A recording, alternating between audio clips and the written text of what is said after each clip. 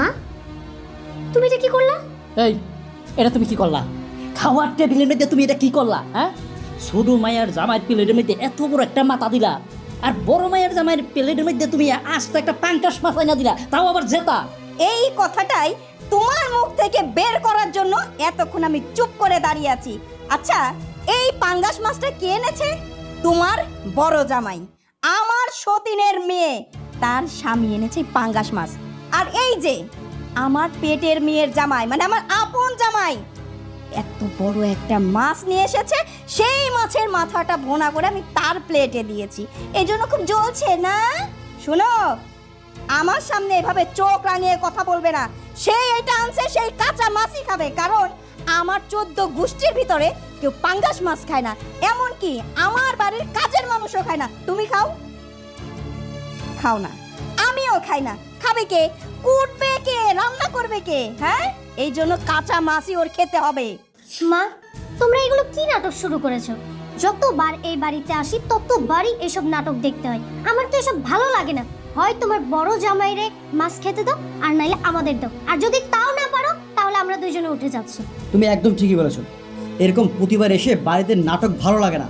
আচ্ছা, আপনাদের বিবেক কি বলুন তো? যখনই আমি আসি তখন আপনার কেন আসতে হবে? কেন এসে আপনার ঝামেলা বাড়াতে হবে? মা, আপনার বিবেক বুদ্ধি কি লোপ পেয়েছে? হ্যাঁ, আপনি কাদের সাথে খেতে দিচ্ছেন আমাদেরকে?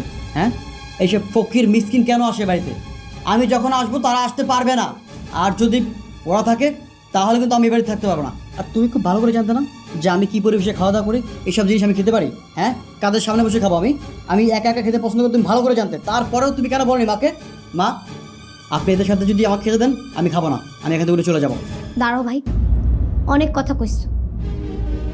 আসেন, সে ছোটবেলা থেকে আমি দেখতেছি তুমি আমারে আর তোমার মেয়ের মধ্যে অনেক পার্থক্য করছো। আমারে ঠিকমতো খাইতে দাও না, ঠিকমতো পড়তে দাও না, এমনকি আমারে পড়াশোনাটা পর্যন্ত করাও নাই। তাতে আমার কোনো অভিযোগ নেই, এটা আমি আমার কপালবেলা মাইনে নিচ্ছি। কিন্তু আমার স্বামী তার শ্বশুর বাড়িতে আসছে, তার যতটুকু সামর্থ্য সে ওই অনুযায়ী মাছ নিয়ে এসছে। তোমরা খাও না ঠিক আছে, তাই বলে তোমরা আমার স্বামীর এই কাঁচা মাছটা দিকে দিবা কেন? এত তরকারির মধ্যে কি আমার স্বামী কি একটুখানি তরকারি কি পাইতে পারে না? আমারে নাইলে না খাইতে দিতা, আমার কোনো সমস্যা নেই, আমি কিছু কইতাম না। কিন্তু আমার জামাই রে এইভাবে অপমান করতেছো। আমি সৎ মেয়ে বইলা কি আমার কোনো সম্মান নেই? আমার স্বামীর কোনো সম্মান নাই? সব সময় খালি আমার স্বামীর ছোট করে কথা কইবা, অপমান করবা। তোদের যদি এতই সমস্যা ছিল তাহলে আমাকে আগেই কইতা, আমরা এই বাড়িতে আইতাম না। কি সব মিটছে? খুব তো কইছিলা শ্বশুর বাড়িতে যামু, ভালো মন্দ খামু, খাইছো না? এবার মন পড়ছে? সেটাই তো খাবে। ইনকাম করার মুরদ নাই, একটা পাঙ্গাস মাছ নিয়ে এসে আবার ফের এই বাড়ির ডাইনিং টেবিলে বসে ভালো মন্দ খেতে ইচ্ছা করে, তাই না? চুপ, একদম চুপ। তুমি কোনো কথা কইবা না। আমার যা বুঝার আমি বুঝা ফেলাইছি। এইটা তোমার মাইয়া, এইটাও আমার মাইয়া। তোমার সৎ মাইয়া হইতে পারে, কিন্তু আমার না আপন মাইয়া। তুমি অগলগে এই ব্যবহার করতে পারো না।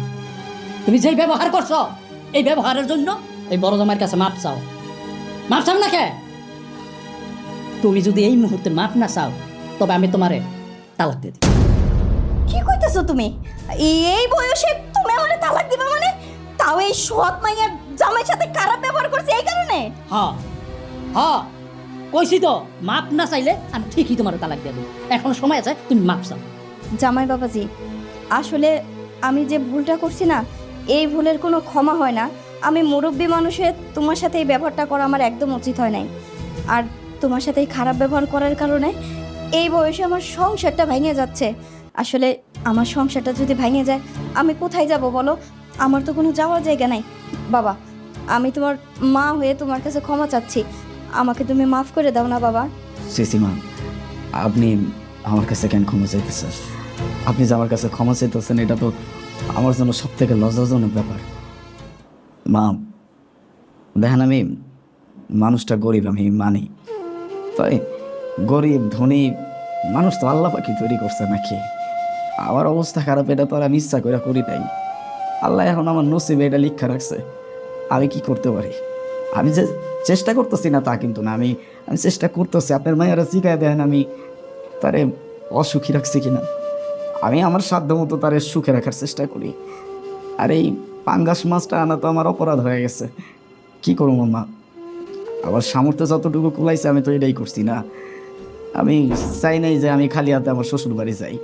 যতটুকু পারছি আমি চেষ্টা করছি। এখন এটা যে আপনারা কেউ খান না বা এটা আপনারা খাইতে পারবেন না, এটা আমার জ্ঞানে কুলাই নাই। এই জন্য আমি এই ভুলটা করে ফেলছি। আপনি গুরুজন আমারে বকাঝকা করতেই পারেন।